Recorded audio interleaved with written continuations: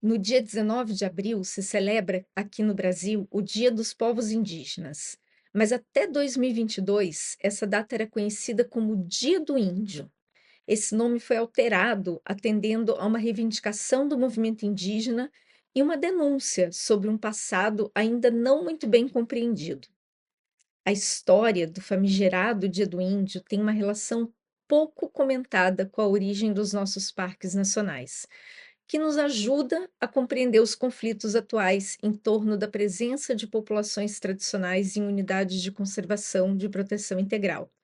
Bora conhecer um pouco mais sobre isso? Eu sou Érica Fernandes Pinto e esse é mais um vídeo do canal Valores Culturais da Natureza, onde se busca valorizar a diversidade biocultural e abordar as estratégias de conservação a partir de uma perspectiva decolonial. O tal Dia do Índio foi instituído em 1943, no auge da ditadura do Estado Novo, sob o governo de Getúlio Vargas. Ele não nasceu como um reconhecimento dos direitos desses povos, e sim como parte de uma estratégia nacionalista de integração e de assimilação forçada dos indígenas à sociedade nacional. Essa política, ela estava baseada em uma visão evolucionista e racista, que considerava esses povos como atrasados e em processo de extinção. Isso foi útil à formação do sentimento nacional que fez parte dos planos de governo, mas apagava a diversidade desses grupos sociais, seus costumes, suas línguas, seus modos de vida. Eles passariam a ser apenas uma lembrança folclórica. A data comemorativa do Dia do Índio serviu assim durante décadas para reforçar essa visão estereotipada de um índio genérico, uma imagem romantizada e domesticada desses povos, visto como alegorias, coisas do passado, uma fantasia. Crianças como eu na escola, né, faziam cocares de papel, colocava na cabeça, pintava a cara com tinta e ficava fazendo umas dancinhas ridículas e uhul!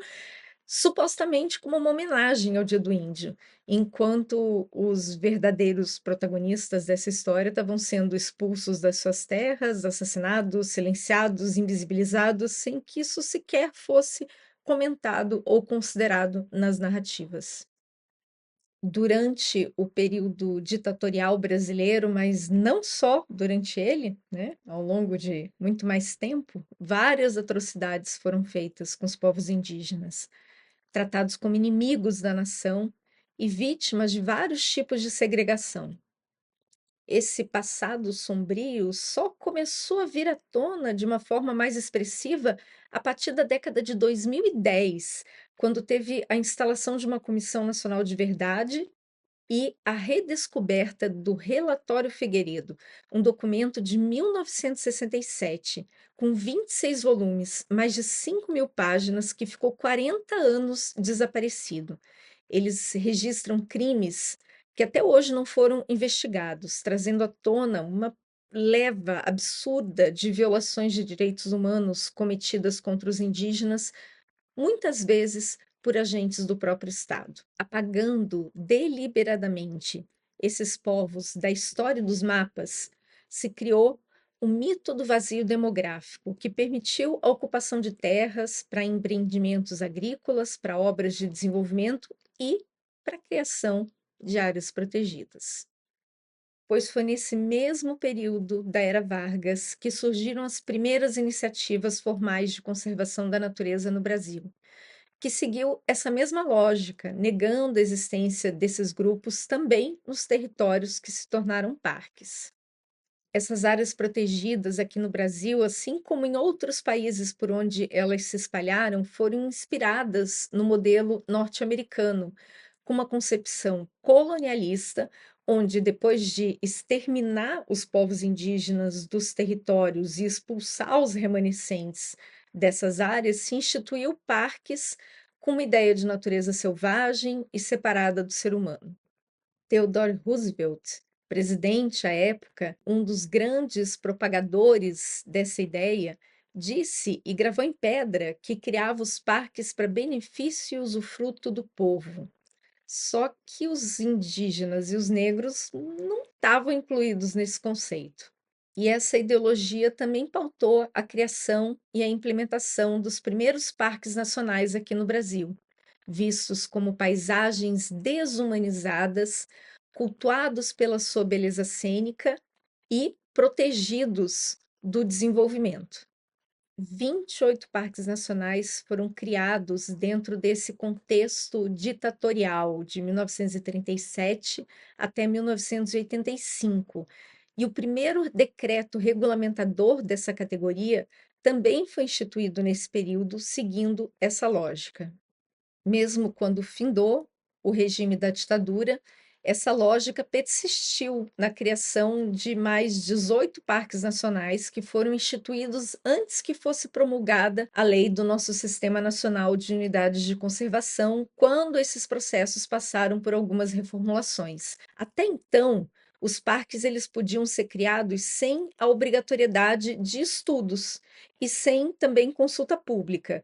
Alguns parques tiveram os limites definidos por voos de avião, sem nenhum trabalho de campo, sem nenhum diálogo com a sociedade, com os municípios, com os estados e muito menos com as pessoas que viviam nessas áreas. Tá, mas e os direitos indígenas nesse meio tempo, né? A primeira norma sobre demarcação de terras indígenas é o Estatuto do Índio, que foi feito em 1973, sob essa mesma ideologia. As poucas áreas demarcadas eram pequenas e os indígenas que viviam nelas ficavam sob regime de tutela. Os direitos originários desses povos aos seus territórios tradicionais só passaram a ser reconhecidos pelo Estado com a Constituição Federal de 1988, que também foi um marco para o reconhecimento dos direitos das comunidades quilombolas. Ambos começaram a ser implementados a passos muito lentos somente a partir dessa época. E as reservas extrativistas que foram propostas como uma alternativa para acolher outros povos e comunidades tradicionais não indígenas e não quilombolas só surgiram em 1990. Quando a lei do SNUC foi instituída no ano 2000, as políticas de direitos de povos e comunidades tradicionais estavam começando a ser gestadas. A maioria do que a gente tem hoje de instrumentos jurídicos, né, relacionados com esses povos não tinha nem nascido ainda. Assim, mais de 5 décadas se passaram entre o começo da criação das unidades de conservação de proteção integral e a existência de alguma alternativa de reconhecimento territorial para os povos e comunidades tradicionais. Meio século. Isso gerou um grande passivo, que gostando ou não gostando, quando a gente vai trabalhar com unidades de conservação, a gente tem que lidar com eles. E o fato é que a maioria das unidades de conservação de proteção integral não só tinham, como continuam tendo povos indígenas e comunidades tradicionais vivendo nas suas áreas. Isso foi omitido, ocultado, apagado, invisibilizado e negado nos documentos oficiais e nos instrumentos de gestão dessas áreas durante décadas. E esses grupos, em meio a tudo que eles já sofriam, né, com o contexto nacional ditatorial e violento, também passaram por situações terríveis dentro das unidades de conservação, com a criminalização dos seus modos de vida, o cerceamento de acesso a serviços básicos de sobrevivência, destruição de moradias, expulsão sumária, a regularização fundiária feita na baioneta, como se fala aí nos bastidores, promessas de indenização com títulos precários da dívida ativa, títulos podres que nunca se concretizaram e por aí vai. Essa é uma realidade ainda pouco reconhecida aqui no Brasil, onde a maioria das pessoas que visita essas áreas ou que vê suas imagens nas mídias nem imagina que elas carregam esse fardo de injustiças de um passado que, em grande parte, ainda não foi revelado, mas que ainda se faz presente. Mas as coisas foram como deu, foram como foi possível para o contexto das épocas. Mesmo que a criação dos parques tenha gerado essas situações, a gente não pode negar a importância dessas áreas.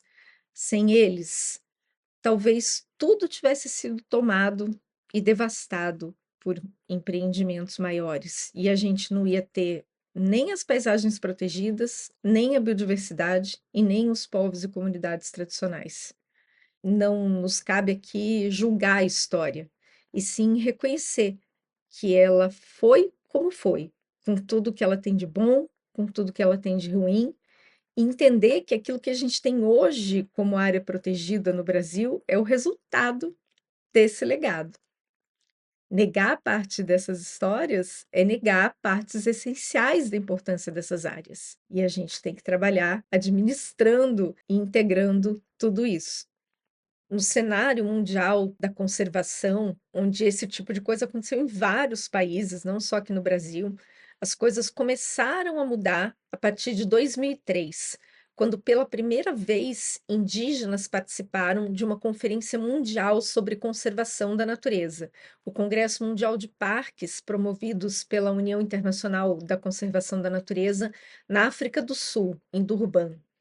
Nesse evento, ambientalistas, cientistas e governos tiveram que ouvir de povos indígenas de diversas regiões do mundo relatos sobre os mesmos problemas de como as áreas protegidas foram implementadas nos seus territórios, violando seus direitos, ignorando seus vínculos, profanando lugares sagrados. Esse conjunto ficou difícil de ignorar e se percebeu que o problema era sistêmico e não casos pontuais. Muita coisa aconteceu desde então e é interessante acompanhar como que se foi bolando estratégias interessantes para lidar com essas situações, coisas que eu vou compartilhar em breve aqui no canal. Mas uma iniciativa bem significativa aconteceu em 2016, quando as representações de movimentos sociais, povos indígenas e populações tradicionais passaram a ser considerados como uma categoria de membros da União Internacional da Conservação da Natureza, podendo participar dos debates e das decisões dessa organização com o mesmo status dos governos, dos cientistas, das ONGs, e dessa forma o movimento global de conservação vem avançando no sentido de reconhecer esse passado colonialista e de propor medidas inovadoras para reparar isso e para fazer diferente no presente.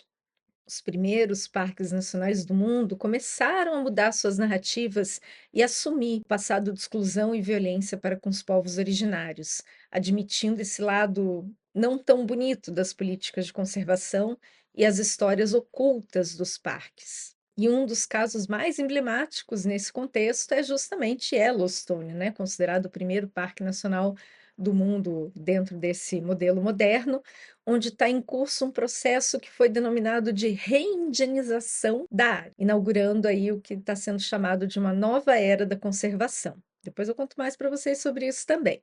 E processos semelhantes vêm acontecendo na Austrália, no Canadá, na Nova Zelândia, na Colômbia e um pouco aqui no Brasil, com algumas iniciativas de construção de acordos com os povos indígenas e comunidades tradicionais que vivem nos parques e outras categorias de unidades de conservação de proteção integral. Entretanto, aqui no Brasil, a polêmica que foi expressa pelo tal Manifesto Ambientalista em defesa do SNUC, que criticava os acordos feitos com esses grupos sociais, mostra que as visões lá do tempo do Dia do Índio ainda ecoam e ainda se insiste em falar sobre os povos indígenas sem eles estarem presentes no debate, fazer considerações sobre seus interesses, sua história, seu modo de vida, sem que eles tenham o direito, né, de se manifestar com relação a isso. Mas isso também está mudando, porque esses povos não ficam mais passivos diante dessas questões. A comunidade Guarani Quaraí-Rachá, por exemplo, que foi o alvo da polêmica do tal manifesto, publicou no dia 17 de abril uma carta aberta aos defensores da Mata Atlântica, onde eles mesmos contam a sua história, explicam a sua relação com o território e o que representa para eles construir um acordo com o órgão gestor que administra a unidade de conservação que sobrepôs a área onde eles vivem. Vale a pena ler esse documento para você tirar suas próprias conclusões. Eu vou colocar o link aqui na descrição. E agora, em abril, em Brasília, também aconteceu o acampamento Terra Livre, um marco da resistência e do protagonismo indígena.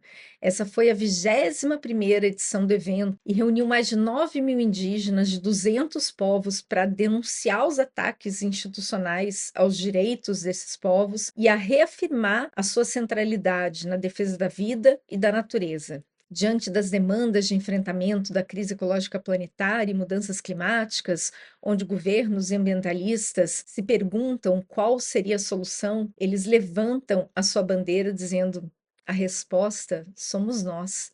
E explicam que a garantia dos seus territórios é fundamental nesse processo. Assim como mudar o nome de uma data celebrativa de Dia do Índio para Dia dos Povos Indígenas foi muito mais do que um gesto semântico, celebrar e honrar essa data também é fazer um convite para se repensar a forma como a gestão das áreas protegidas tratam os povos indígenas e comunidades tradicionais, rever certas perspectivas sobre quem são realmente os inimigos da conservação. Os acordos com esses grupos sociais nas unidades de proteção integral são uma tentativa de avançar nessa direção, de trocar a imposição e a negação pelo diálogo para buscar melhores soluções para a conservação e para o bem viver desses povos juntos. Os acordos não são um fim, eles são apenas um começo. O começo de uma relação de confiança, o começo de uma reparação histórica, o começo de uma nova narrativa, onde olhar para o passado é fundamental para entender o presente e, a partir daí, abrir espaço para construir novos futuros possíveis, onde natureza, cultura e espiritualidade caminham juntos. Agui GVT. Salve o povo guarani e todos os povos indígenas desse Brasil.